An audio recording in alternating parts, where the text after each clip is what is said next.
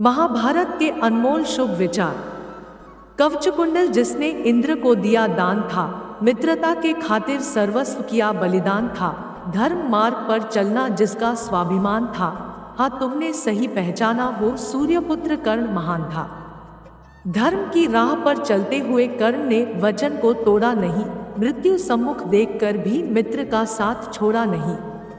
अधर्म में भी कहीं धर्म था जब कौरवों संग कर्ण था। समाज से तिरस्कृत होने के बावजूद भी कर्ण ने धर्म और सत्य के मार्ग को नहीं छोड़ा। सगे भाई और माता को जानने के बाद भी उनसे युद्ध किया, मित्र का साथ नहीं छोड़ा। कर्ण को यह पता था कि अर्जुन के साथ तीनों लोकों के स्वामी भगवान विष्णु हैं, उसे हरा पाना अत्यंत कठिन एवं दुष्कर है। लेकिन कर्ण को अपनी वीरता पर इतना भरोसा था कि वह इन बातों को सोचकर तनिक भयभीत नहीं होता है, बल्कि उसे युद्ध करते देख दुश्मन के रूह कांप जाते थे। अर्जुन को कौन हरा सकता है जिसके संग स्वयं भगवान है। यह सब जानकर भी जो युद्ध करे वो सूर्यपुत्र कर्ण महान है। काले और सफेद में मैं श्याम वर्ण चुनूंगा, तुम कृष्ण को तलाश लो, मैं मित्र कर्ण चुनूंगा। कर्ण की वीरता को मेरा नमन, कर्ण की दान वीरता को मेरा नमन, कर्ण की धर्म वीरता को मेरा नमन, कर्ण के हर कर्म को मेरा नमन। अरि के लिए वो काल था, वीरता उसका विकराल था। सब उदाहरण देते कृष्ण सुदामा की, पर उसकी मित्रता भी एक मिसाल था।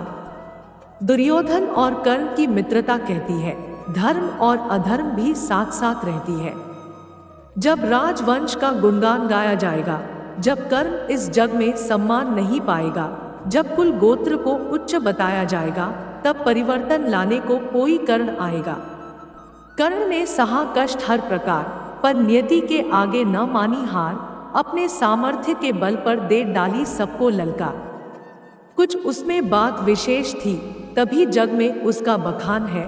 रण तो जीता अर्जुन ने, लेकिन सब कहते हैं वीर कर्ण महान है। यह पांडव ना कौरव की बात है, कर्ण जैसा बनना गौरव की बात है।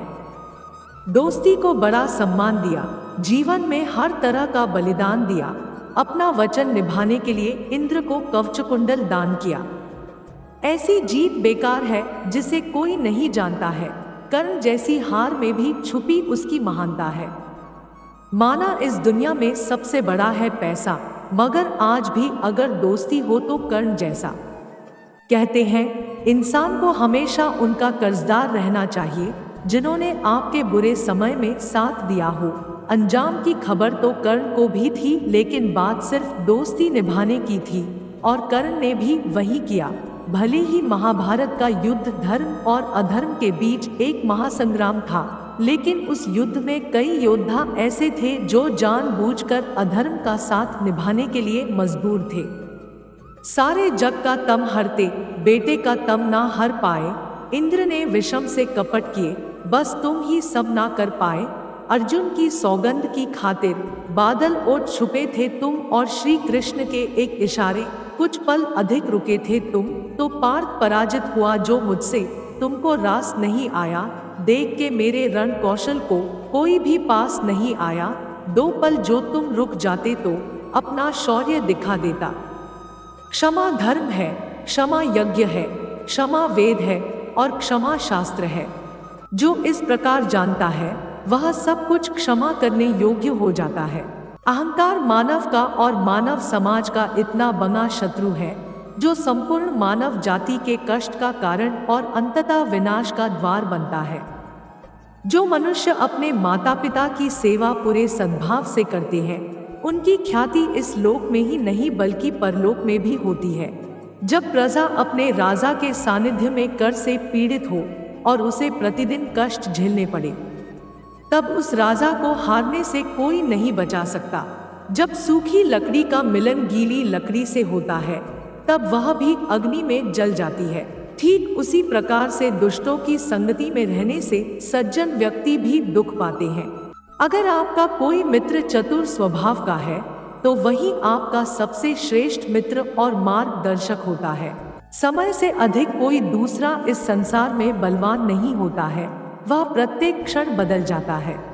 अगर एक महान शूरवीर भी अधर्म का साथ दे तो उसे धर्म के आगे घुटने टेकने ही पड़ते हैं। जब व्यक्ति मोह के वशीभूत होकर अधर्म का भी विरोध नहीं करता है, तब वह महाभारत के युद्ध को न्योता देता है।